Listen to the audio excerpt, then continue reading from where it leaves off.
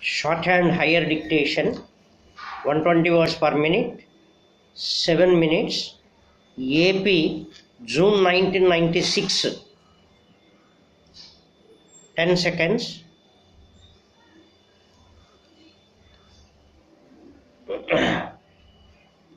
Five seconds.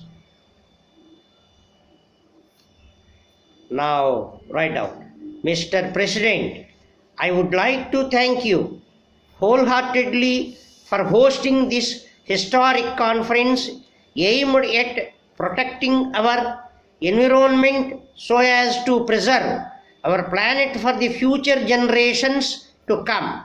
The city in which you are hosting the conference is quite serene and at the same time abounds in vitality.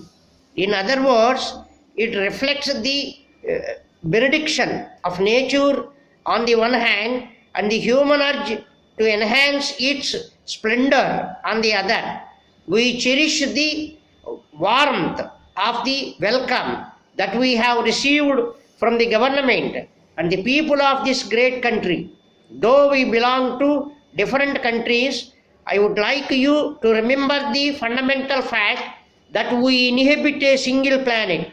We belong to different races and different religions, but we are all primarily human beings. It is quite unfortunate that while one part of this planet rejoices in plenty, the other part suffers from want. The plenty in the first part has brought pollution to its people, and the want has degraded the lives of people in the other part. I hope you will agree with me that such a fragmented planet can assure neither peace nor development to the people of dwelling on it. It is therefore the responsibility of all the countries of the world to ensure that the affluence of some nations is not derived from the poverty of many others. I urge upon those who are attending this historic conference to contribute their might to strike a golden mean between drawing what we need from the nature for our day-to-day existence and leaving to it what it requires to sustain itself for the future generations to come. As it is, as several countries share this planet, it is true that very little can be done by a single country, but collectively, if we put together all our efforts, there is no reason why we cannot do something worthwhile to sustain life on this earth for centuries to come. It is a matter of great satisfaction that there is a large-scale awareness among the people of all the countries, both developed and developing, about the need to protect the environment. I desire that this consciousness should cross the political boundaries and should become a common national and international norm. We in our country are engaged from the very beginning in finding some practical measures to this pressing problem. My predecessor, having thought over the subject of environment, minutely had suggested the creation of a planet protection fund for the purpose of developing technologies in order to help protect the environment. I appeal to the leaders of all the countries to give a serious thought to this proposal, as it is absolutely necessary to develop a whole range of such technologies. I would like to make myself quite clear at this juncture. It is not a simple question of transfer of technology.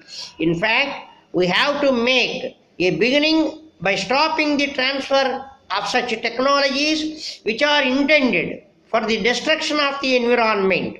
Only then we can achieve something tangible. In this collective endeavor, there is an equally important responsibility on the part of the industrially developing nations. The people of those countries are really fortunate that they have developed a close affinity with nature and have not become experts in creating pollution and at the same time becoming victims of it. In this process, they might have quite naturally learned to make use of the natural resources to the maximum extent possible. The people from the developed countries have to learn from the lives of these people the element of contentment which is preventing over exploitation of natural resources.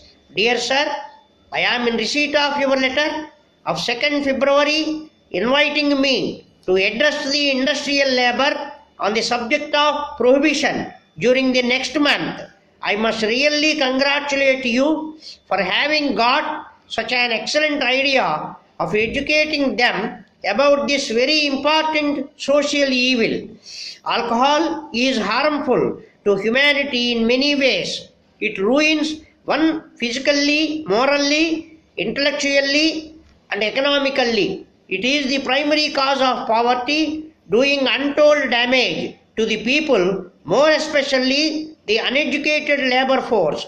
They are already undernourished, and this is making them less capable of enduring the physical strain. It is making them indolent, inefficient, and robbing them of their incentive to work. In the present age of industrialization, it is adversely affecting the output, increasing the accidents, and interfering with the health and happiness of workmen.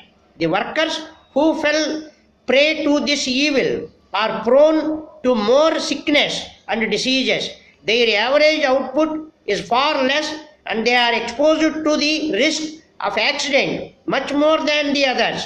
It is therefore absolutely necessary to wean them away from this social evil. What is required at present is the creation of a strong public opinion by making an effective and sustained propaganda. I would suggest the closure of shops on pay days. It is a slow and steady manner. These dry days in a week should be increased. Thanking you, yours sincerely.